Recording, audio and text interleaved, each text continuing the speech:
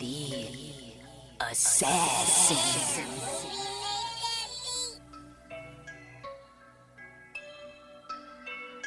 You know I break necks, call me Jack Tate. I have no regrets while your life is fading.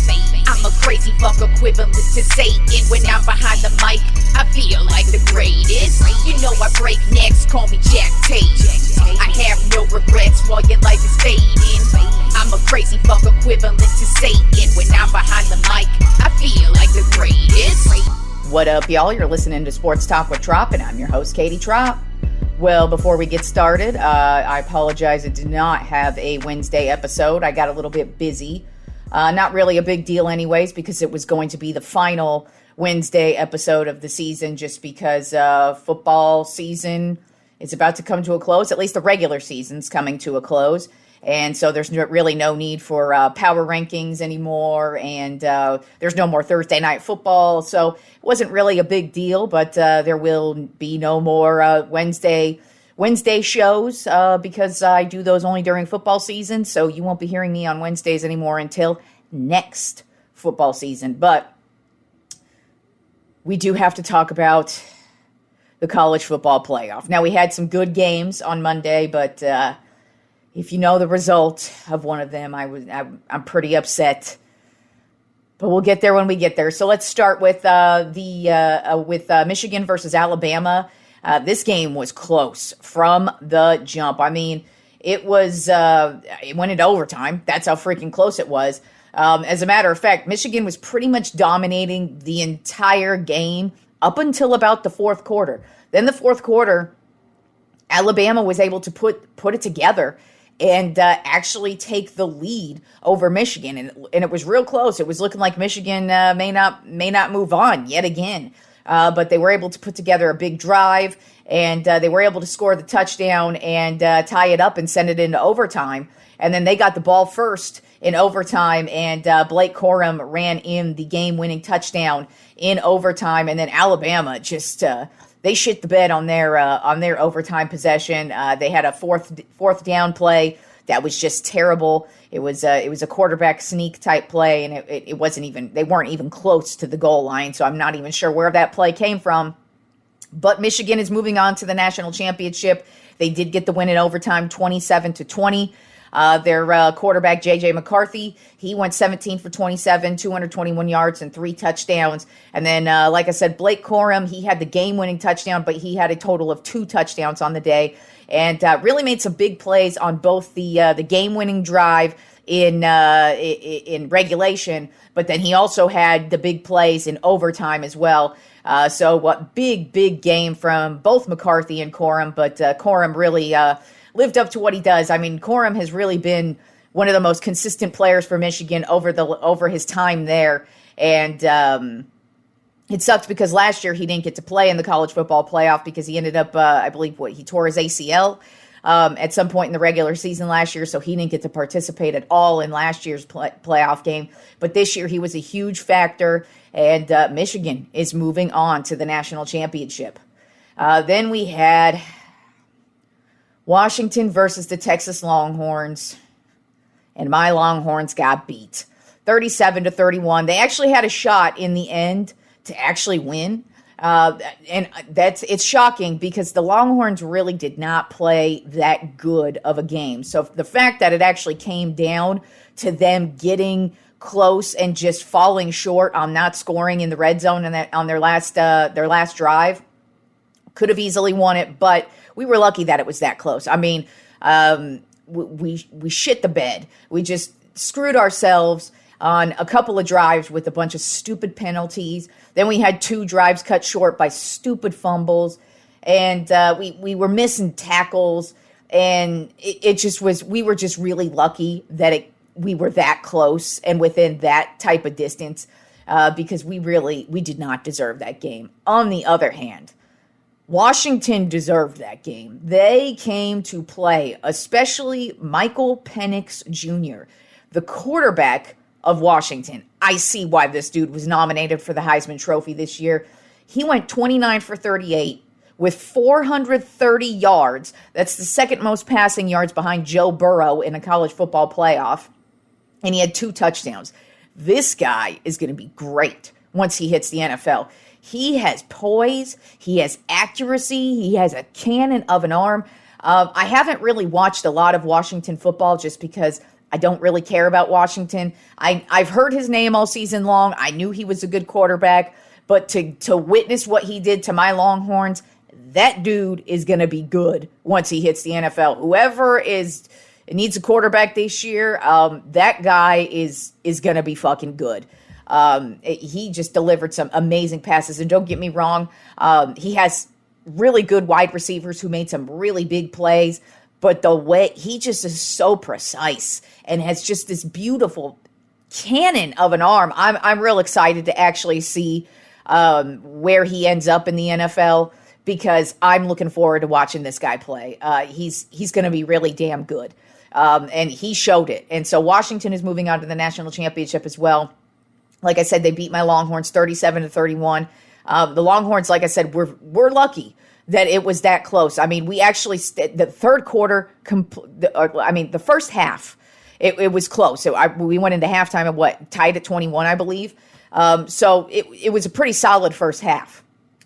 The third quarter, Washington just obliterated us. Fourth quarter, Longhorns were able to step it up, especially on the last two drives. We were down by 10 points, 9 points, and we were able to drive down the field, get in field goal range, kick the field goal, and make it 37-31. So if we scored if the defense was able to hold back Washington, which they did, and then also, we lucked out by Washington giving us a penalty, a 15-yard penalty as well on the punt return. So the Longhorns were in business. And if we had just scored the touchdown and the extra point, we would have won the fucking game. But like I said, we got down the field. That was no problem. But the problem was once we hit the red zone, especially on the second play. The second play was so mind-boggling to me. I'm not sure why it happened. But basically, Ewers threw it out to the running back on this short play, and I was like, that was a waste of time play. And when I saw that, I just kind of had a feeling we were not going to get this game-winning score. Like I said, we didn't deserve it.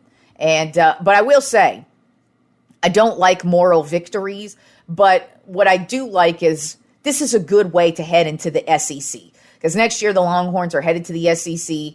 It looks like we're going to have a good team. We've got two solid quarterbacks. I mean, we don't know if Ewers is coming back just yet. He hasn't declared for the draft, but all signs point to he's probably staying another year. And then we've got Arch Manning coming up right behind him. So we're good at quarterback. We've got a whole bunch of really good recruits coming in over the next couple of years. So I really like the way we're going into the SEC. But it was just a tough loss, and I really wanted to see them win, but that's just the way it goes. All right, now moving on to Week 18 of the NFL. Yes, Week 18. We are at the final week of the regular season. I mean, football season always just flies by. The off season drags on for fucking ever, and then once it's Week 1, all of a sudden it's Week 18. Now, of course, I'm excited because my Cowboys are in it. We're in the playoffs, so I don't have to sit here and be pissed off and annoyed for Week 18, although they do have to win, or an Eagles loss. But I want them to win, of course, because if we win, we get that division and the number 2 overall seed. Couldn't be happier with that shit. But Week 18, how crazy is it? We are talking about the last week of football. Now, there's quite a few teams who have already... they've already clinched playoff spots, or they're the number 1 overall seeds, or home field. So there's quite a few teams not playing any starters this week. So we might have some shakeups and some weird wins. But, we still have a few games that do matter for these last couple of playoff spots. Also, in my head-to-head matchup with Simon Ruvalcaba, he did not give me his picks last week in time for the show. He actually hit me up literally right as I stopped recording the show. But last week, I went 13-3, which bumped my season record up to 167-89. And Simon went 7-9 because he had to take some chances, which bumped him up to 147-109. So I now have a 20-game lead over him. He has not given me his picks yet for this week, but I think it's safe to say Katie is the overall winner on this season against Simon. So let's get to Week 18. We do have a couple Saturday games this week. So let's start off with the Pittsburgh Steelers at the Baltimore Ravens. Right now, the Steelers are a 3.5-point favorite. Only reason why is because the Ravens are one of those teams that are not playing their starters this week. They have the number 1 overall seed. They have home field advantage. So they're not really playing for a lot this week. The Pittsburgh Steelers, on the other hand, they need the win to hopefully get into one of those last wild card playoff spots. Baltimore-Pittsburgh has always been a battle, though. And even though the Ravens are playing their backups, I still expect this to be a good game because the Steelers just really aren't that good. Yes, they're on a little bit of a winning streak here, but I just don't think they're a good team. And even though the Ravens are playing their backups, I think the Ravens are going to win this game. I just kind of feel, I just see the Steelers losing and just heading off into the offseason without going to the playoffs. They don't really deserve a playoff spot, in my opinion, anyways. They're not a good team, and they'll just be kicked out immediately by whoever they play. But I do think this is going to be a close game, and I basically have this being a typical Baltimore-Pittsburgh game with Baltimore winning 20-16. Then we have the Houston Texans at the Indianapolis Colts. This game does matter. Both teams have a shot at the division title as well as a wild card spot. And so, I mean, this comes down. This is why we have the division battles at the last week of the season, because this is what happens. So right now, the Texans are actually a 0.5-point favorite over the Colts. I think both teams are going to battle. I feel like this is going to be an excellent game between two teams that are really fighting. They're both very similar teams this season, though. They have their ups, they have their downs, and they've lost weird games and won weird games. The Colts are at home, though. They've played really well at home, and I feel like the Colts are more equipped to win and head into the playoffs. I don't think either one of these teams is even going to win a playoff game. But I do have the Colts winning a close one, 28-24. I've liked what I've seen from Houston all season long, but I just feel like since they won last week, I just kind of feel like they're going to lose this week. And the Colts, they've been a very scrappy team who's been able to win these scrappy games. And like I said, they're at home, which is why I'm leaning towards them. So I do have the Colts winning this one, 28-24. Moving on to Sunday's games, we have the Cleveland Browns at the Cincinnati Bengals. Right now, the Bengals are a 4.5-point favorite. Neither one of these teams have anything to play for. Bengals are not in the playoffs. The Browns are actually sitting a few of their starters as well because they have secured a playoff spot. So with that being said, usually Cincinnati versus Cleveland is a pretty decent game. I don't feel like the Bengals are going to just roll over in this one. And since Cleveland is sitting a lot of their starters, and, they don't have a lot of depth, I'm just going to go with Cincinnati in this one, 23-14. Then we have the Minnesota Vikings at the Detroit Lions. Right now, the Lions are a 3.5-point favorite. It sounds like the Lions are going to be playing their starters. They haven't really mentioned anything of that nature, of them not playing their starters. Whereas Minnesota, they are fighting for one of the wild card spots. They not only need a win, but they also need some help from some other teams. But I just kind of feel like if Detroit is playing their starters, I think it's just because they really want to head into the playoffs with some really good momentum. And the Vikings are just not a good team at all. So I actually think this is going to be an ass-kicking by the Lions, 38-10.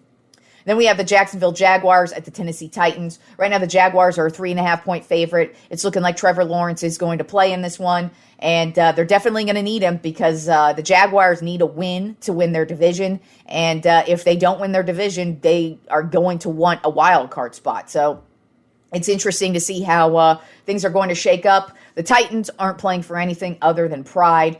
So I don't think it's going to be a rollover game for them. I do think the Titans are going to give them their best shot, but I think the Jaguars are going to eke out the win 21-17. Then we have the New York Jets at the New England Patriots. Right now, the Patriots are a 2.5-point favorite. This could be Bill Belichick's last game as the New England Patriots coach. That's just crazy to even utter those words, but it's looking more and more like that's what's going to happen. So with that being said, Bill Belichick owns the Jets. He just absolutely owns them. They haven't beat them in like a million years at this point. And I just kind of feel like even though, over the last couple of weeks, it's really been percolating how much the coaching staff, the players, just are not respecting Bill Belichick at this point. I mean, there's an offensive lineman this past week. He said he can't wait to move on from this team. Like, he basically quit this team like a month ago. He hasn't played in the last couple of games. So the fact that players are coming out and speaking out against the team and just how they don't have a lot of chemistry, it does say a lot about what's been going on for this team, at least for this season, which it's probably actually been the last couple of seasons. But with that being said, I don't think it's going to, I think it's going to be a good game. I think it's going to be typical New England versus Jets game. Neither one of these teams are good at all, so it should actually probably be a good game. But I think they're going to send Bill Belichick out on a good note, and I don't think the Jets are going to be able to beat the New England Patriots yet again. So I have New England winning a close one, 20-14. Then we have the Atlanta Falcons at the New Orleans Saints. Right now, the Saints are a 3.5-point favorite. Both of these teams are in line for a playoff spot, either the division or a wild card spot. So both of these teams need the win. The Falcons, they have not been good away from home. And while the Saints have not been a consistent team at all this year, I think they're a much better team than the Falcons. They have a lot more to play for, and they're just a better team. So I do have the Saints winning this one 24-17.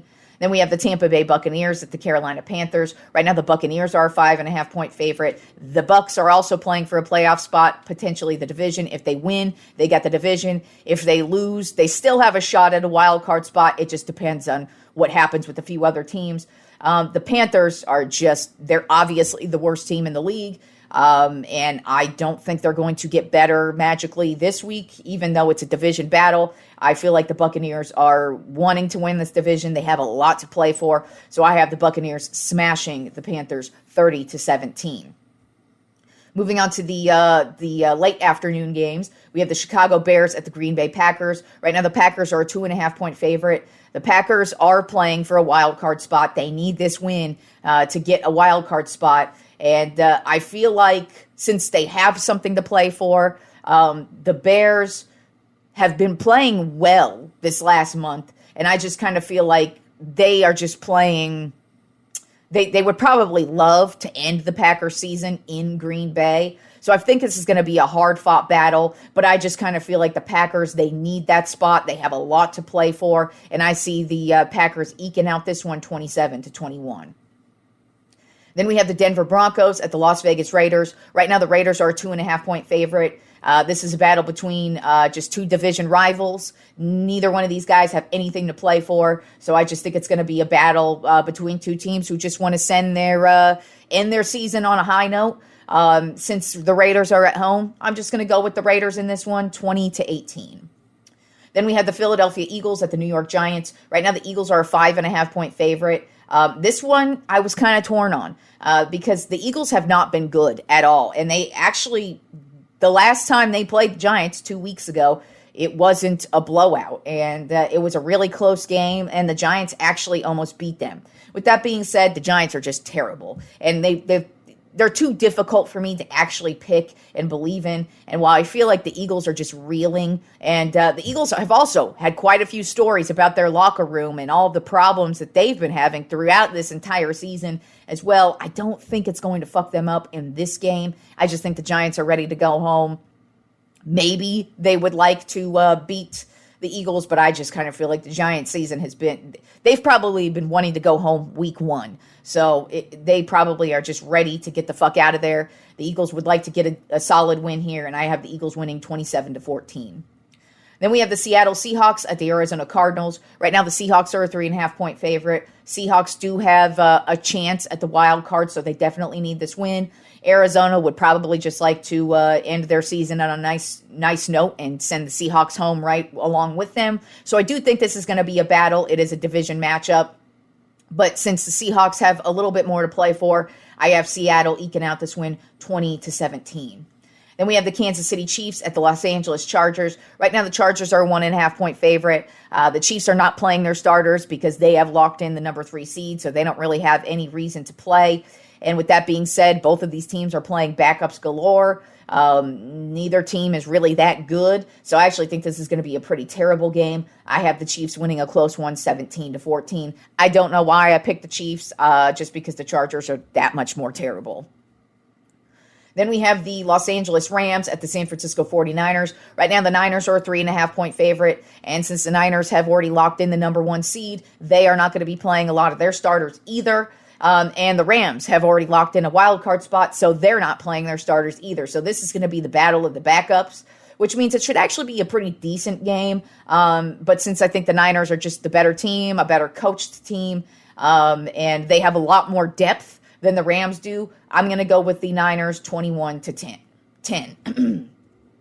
Then we have my Dallas Cowboys at the Washington Commanders. Right now, the Cowboys are a 13.5-point favorite, and the Cowboys just need this win to get the division and to lock in the number 2 seed. That's a big deal because we play excellent at home, which means we get the number 2 spot. That means we're pretty much guaranteed two home playoff games. If we win in the wild card, we would move on to the divisional round. So that's 2 home games right there, which would be a huge, huge help to this team because we obviously play better at home for whatever reason. Doesn't mean they can't play well in the playoffs. I'm just saying that's just been their theme of the year. So we really have something to play for. And since Washington is terrible, and yes, the Cowboys are on the road, and this is a division matchup, Washington actually benefits from losing this game because if they lose this game, they're guaranteed the number 2 overall spot in the draft next year, and that's what they want. But I wouldn't be shocked if they stepped up in this game because this is a division battle. But Washington is just a terrible team. There's a reason why they're potentially going to have the number 2 overall pick in the draft because they're just bad. And the last time the Cowboys played them on Thanksgiving Day, it was a bloodbath. So I'm expecting that from the Cowboys. As a matter of fact, I feel like this is going to be a blowout, 35-10. And if this is a blowout going into the third or fourth quarter, I also expect Dallas to take out their starters and just keep it rolling. But I don't think this is going to be a difficult game for the Cowboys. And I think we win that division and get that number 2 overall seed. And then the Sunday Night Football matchup is the Buffalo Bills at the Miami Dolphins. Right now, the Bills are a 3.5-point favorite. This is for the division. If the Dolphins were to lose, it doesn't matter. They will still have a wild card spot because they've already clinched the spot. But the Bills have not. There's a scenario where if the Bills don't win, they are out of a playoff spot. Now, since this is the Sunday Night Football game, basically once we get to this point, we'll know if even if they lose, that they still might have a chance at the playoffs. So the win may not matter depending on what happens. Like, for example, if the Steelers lose on Saturday, basically the Bills are in no matter what the result is of this game. But, both teams are playing for the division. I mean, I feel like Miami's definitely going to step it up in this one because they've dominated their division all season long. And they don't want to be that team who loses it the last week of the season, kind of like the Eagles have done now. So I actually think Miami's going to really step it up for this one. The Bills have been one of the hottest teams in the league for the last month, but that's because they've been fighting for their lives. But they haven't had too many convincing wins other than, of course, when they kicked the shit out of my Cowboys. But the other wins have been very, very close battles, and they could have easily lost those games. And I will say, the Bills don't usually play well in Miami. And they've already beat Miami once this season. So Miami's got that bad taste in their mouth. So I think this is going to be a really good game between two teams who really want this division. But I've got the Dolphins winning this one 28-27. I know a lot of people are really riding high on the Bills, and I do think they're still going to get one of the last playoff spots, but they don't play well in Miami, and there's still many holes with this team, and I just feel like Miami does not want to be that team who loses the division on the last night of the season and ends up being a wild card team rather than at least having a couple of home games in the playoffs. So that is Week 18 of the NFL, y'all. Cannot believe we are talking about Week 18. And on Monday's show and next Friday's show, we will be talking NFL playoffs. How fucking great is that? Even though it's sad when the regular season comes to an end, oh, there's nothing like playoff football. And like I said, I'm personally ecstatic because my Dallas Cowboys are in it. All right, so let's move on to NBA. We had some pretty amazing performances this week. So let's start off on Tuesday night between the Chicago Bulls and the Philadelphia 76ers. Joel Embiid went off. He had a huge triple-double. He had 31 points, 10 assists, and 15 rebounds on the night. And in a big win for the Philadelphia 76ers, 110-97. Now, it was never a close game. I'm really just discussing it just because it's yet another huge night from Embiid, who's just been dominating this entire season and just really hasn't let up. I mean, he's just having a monster season. And it was funny because I did watch the first half of this game. And I remember at one point I was doing something, and then I just happened to look up, and it was the first quarter. And it was 41-17, I believe, was the score. And I had to like double take. I'm like, does that really say 41 points? So yeah, the 76ers just smashed the Chicago Bulls on Tuesday night. Then also on Tuesday night, we had us a big upset. I've been talking about the Oklahoma City Thunder. Didn't know if I really believed in them, but they are getting some quality-ass wins, and they got another quality-ass win on Tuesday night against the Boston Celtics. They beat the Celtics 127-123. SGA had yet another solid game. He had 36 points on the night, and they beat the Boston Celtics, the best team in the league in the Eastern Conference, and this young team really took it to them. It was back and forth the entire way through, and Oklahoma City got yet another quality win against a solid team. I don't know, man. Oklahoma City's actually looking for real. We still have a long way to go, but they are looking pretty damn good this season. Then on Wednesday, we had another big upset against the Indiana Pacers over the Milwaukee Bucks. The Pacers dominated the Bucks yet again, 142-30.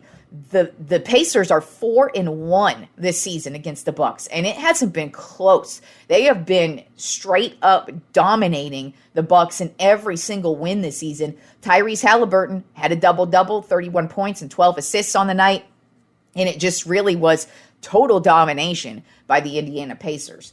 And then last night, on Thursday night, we had two battles, one between the Milwaukee Bucks and the San Antonio Spurs, shockingly enough. This was a huge battle between Giannis and Wemby, but the Bucks did get the win, 125-121. Giannis had 44 points, 14 rebounds, and 7 assists on the night. And Victor Wembanyama had 27 points and 9 rebounds on the night. And it was back and forth between the two of them for the most part throughout the night. And it was just it was just fun to watch. I mean, the Spurs are just a terrible ass team, but it's pretty shocking that they were able to take the Bucks to basically all the way till the very end of the game. But Giannis, of course, got the better of Wemby, and nice fun battle between two of the best players in the league. And then we had us a crazy game between the Denver Nuggets and the Golden State Warriors. Jokic had the walk-off game-winning three-pointer last night to sink the Golden State Warriors 130-127. Jokic had a double-double, not a triple-double. He almost had a triple-double. He had 34 points, 10 assists, and 9 rebounds, so he was 1 rebound away from a triple-double last night. But, you know, he preferred that game-winning triple to walk off on Golden State. And now moving on to the Tropp 5 list this week. Since we are headed to the NFL playoffs, I decided to do a NFL playoff-themed list. And decided to go with an amusing one for me because there have been many major chokes in the history of the NFL playoffs. You know, it's always nice to get that number 1 or number 2 overall seed and just absolutely dominate the regular season. But sometimes it doesn't matter if you dominate the regular season and then, get the top seed and get the home field advantage, because sometimes you will lay an egg against what arguably looked like a team that just backed their way into the playoffs type deal here. So this week, I'm doing the Tropp 5 playoff chokes. And it's not a one game. It's basically a team that had a dominating regular season and just looked like they're supposed to just win it all and then they just get smashed by a team that just barely backed their way into the playoffs, didn't really deserve to be here. Nobody gave them a shot to win it all. And in some instances, they actually went on to win the Super Bowl, which is crazy. But of course, all of these are divisional matchups because usually the number one overall seed ends up not playing wild card weekend. They usually get the bye week and then play in the divisional round. So every one of these losses is in the divisional round. And the reason why I explain this is because sometimes, depending on what list you're looking at online when I was doing research, some you consider a choke sometimes where you're like up 42-0 at halftime, and then you lose 51-42 at the end of the game. That's not what kind of a choke I'm talking about. I'll probably do that list at another time. But this one is just really, you had an amazing regular season. You were just projected to be a team that's better than everybody. You're easily winning the Super Bowl, and just you got beat by a team that barely deserved to be here. So let's go with the Trop 5 playoff chokes, beginning with number 5. The 2011 Green Bay Packers. They were the number 1 overall seed and went 15-1 on the regular season. I mean, this was a huge year from the Packers. First of all, they actually won the Super Bowl in the previous year. So they're coming off of a Super Bowl, and now they're the defending Super Bowl champs, and they went 15-1. I believe this is an Aaron Rodgers MVP year. I could be wrong, but I think it was. I mean, they went 15-1, so I kind of feel like he had to have an amazing year. But in the divisional round, they went up against the number 4 seed New York Giants. Now, the Giants did win the NFC East that year, but they won it going 9-7, which means it was just a terrible year for the NFC East, and they just won the division like on the last week of the season, barely. They actually became the first team in NFC history to not have 10 wins on the season. So it was the Giants basically backed their way into the playoffs. Nobody really expected the Giants to do shit. As a matter of fact, everybody had the Packers just rolling over the Giants, and it actually went the opposite way. The Giants did what the Giants do, like they did in 2007.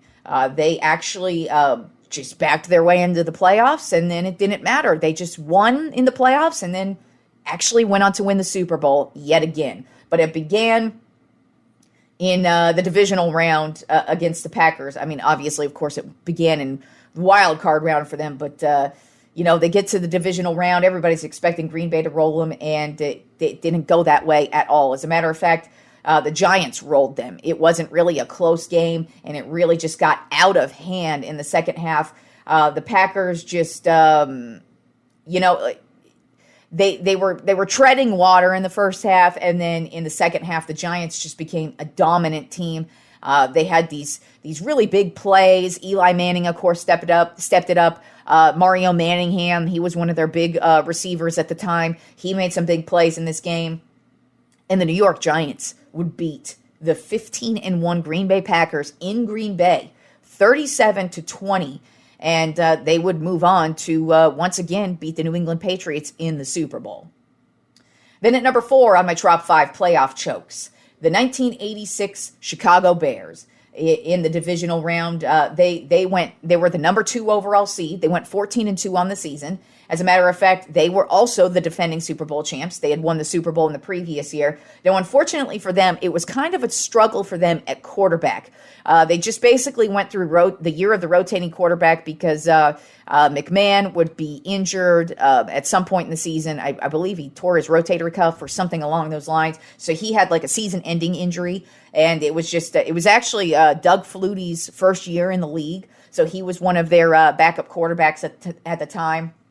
But it was really rotating quarterbacks. But they were just dominated with Walter Payton. Walter Payton was the dude, and that showed in this season. And that's why they were 14-2, and that's why they had such an amazing season and were the number 2 overall seed in the NFC.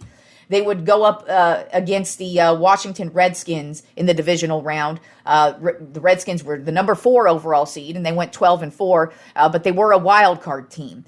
And so they weren't really expected to come in and do anything. The Bears, like I said, were the defending Super Bowl champs. They had one of the best defenses in the league. Walter Payton was just having an amazing season. So there was no way Washington was going to come in and hand them a loss in Chicago.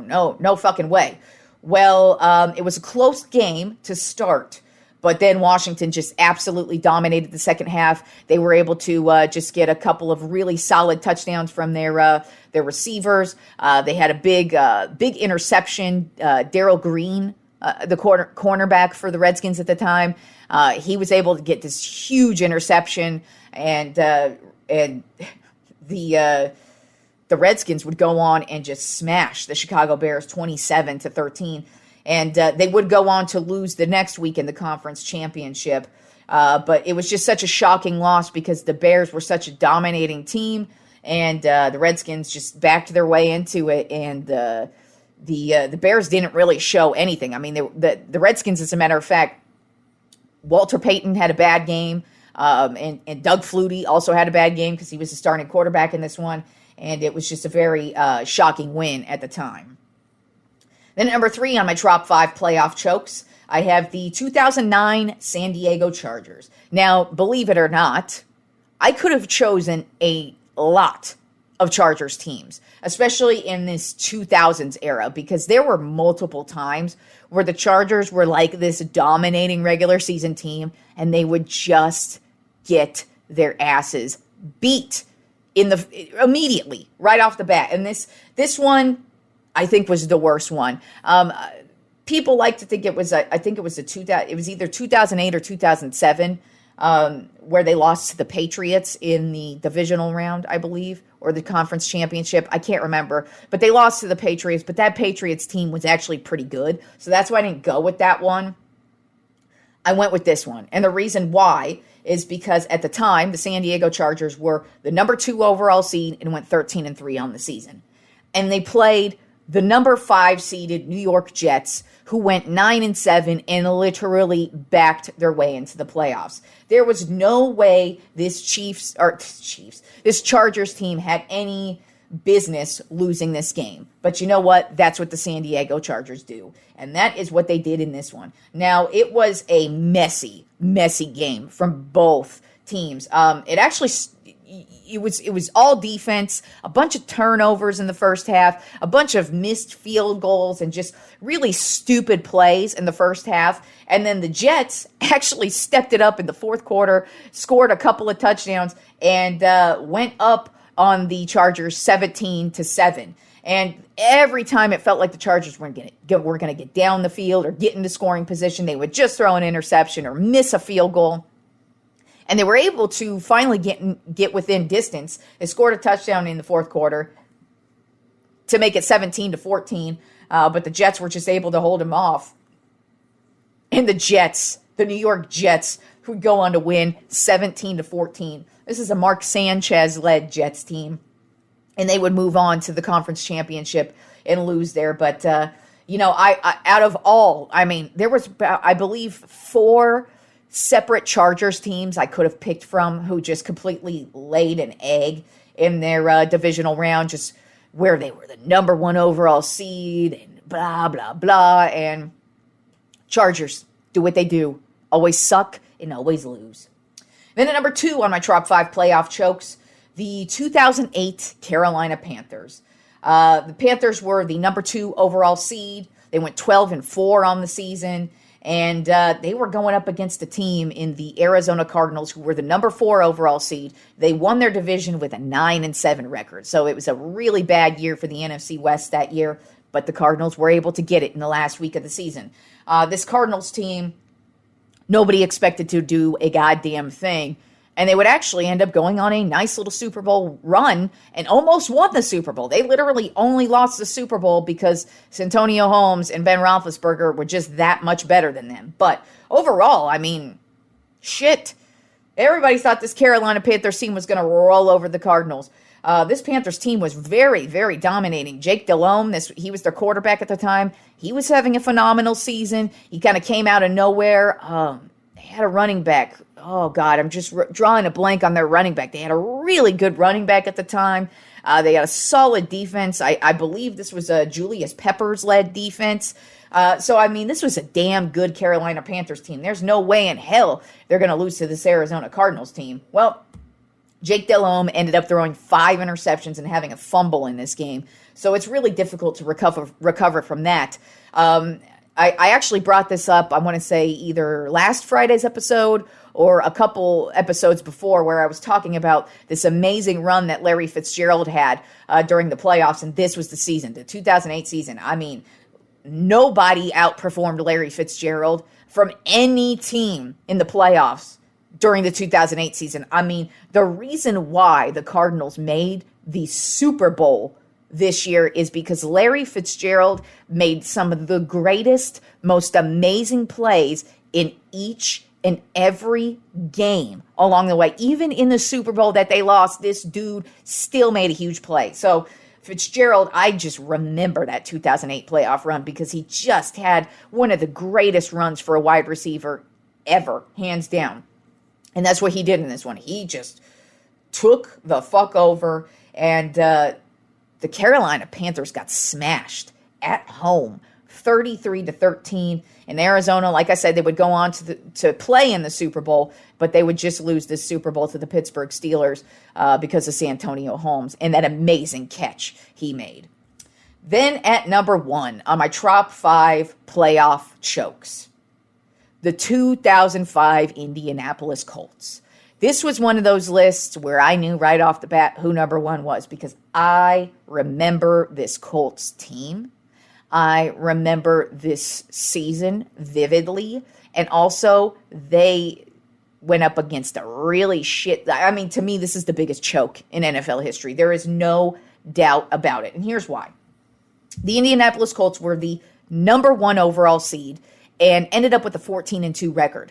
This team actually had the chance to go undefeated on the season, but they ended up sitting their starters for the last 2-3 games because they already knew they had everything locked up. So why risk getting an injury to Peyton Manning or Reggie Wayne or I don't think Reggie Wayne, Marvin Harrison, and just a lot of their good players that they had at the time. So they didn't play their starters, and they ended up not going undefeated on the season. So that's how good this team was. I mean, this team was so dominating and good that 12 of the games they won in that year, they didn't trail at all once at any point in the game. They rattled off 13 wins in a row at one point in the season. So this Colts team dominated all season long. Nobody was even questioning that not only were they going to the Super Bowl, but everybody thought they were winning the Super Bowl. Everybody. Until they ran into the number 6 seeded Pittsburgh Steelers, who had an 11-5 record. And I actually did talk about this Steelers team a couple of weeks ago. I've talked about them a lot. Because not only do I remember how good the Colts were this season, but I just remember the run on that the Steelers went on this season. And I remember they were 5-5 at one point.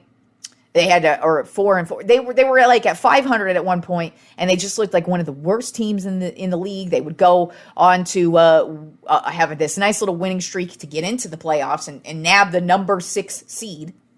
Nobody believed in them to do a goddamn thing at any point. And this was probably the best game in that 2005 season playoff run. I mean, it was nuts. So we're in Indianapolis. There is no way this Steelers team has a shot. Well, guess what? The Steelers actually had a shot. They were dominating this game for the most part. The Colts had no shot. I mean, the Steelers defense had Peyton Manning running for his life. They couldn't get the ground attack going, and they just were making stupid mistakes, and the Steelers were just staying in it. And there was this one drive. It's one of the greatest drives in NFL history, in my opinion. I love this playoff game. It is one of my favorite playoff games of all time. So Jerome Bettis, he's going to knock in a touchdown, easy touchdown for the Steelers at the 1-yard line, and boom. Nope, he doesn't. He fumbles the ball. You just see the ball flying in the air. and Nick Harper runs and picks up this ball, and he's running. He's running. Only has to get past Big Ben Roethlisberger, and Big Ben Roethlisberger makes one of the biggest plays of his entire career. I say one of because the dude has had quite a few in his playoff career, but this was the start. But I think if I were to rank Roethlisberger's greatest playoff plays, this is probably number 2 behind that pass to San Antonio Holmes in the Super Bowl against the Cardinals. But this play right here saved everything. Ben Roethlisberger was able to just barely grab Nick Harper's foot and tackle him to the ground, would trip him up. Once again, Colts offense gets stuffed. They barely get up to field goal range. And their money kicker, their kicker who never missed shit, he was so solid, and he was one of the greatest kickers at the time in the league. And Vanderjagt would miss the game-winning field goal, and the Pittsburgh Steelers would go on to win 21-18, and then they would go on to win the Super Bowl that year against the Seattle Seahawks. But in my opinion, this is the greatest choke of all time, just because the Colts were that good. They almost went undefeated. Had they played their starters in those last 2 games, they would have gone undefeated, at least for the regular season. But I kind of feel like that fucked up their mojo, because I actually just read this or heard it from one of their players who actually played on this team. They said that they were kind of upset that they really wanted to go for the record, and why are we not playing? Only the 72 Dolphins have gone undefeated, and I think that kind of fucked them up. But also this Steelers team, their defense really held it down, and they were obviously the team of destiny that year. But they were the number 6 seed, not expected to do shit. The Colts were the number 1 seed. They were obviously the most dominating team of that regular season, and they would lay an egg in their first playoff matchup of that year. And I do remember that 2005 season. It was a good season, and it was fun to watch the Colts do that. So that is my top 5 playoff chokes. So enjoy the last weekend of football, y'all, and I will talk to you fools on Monday.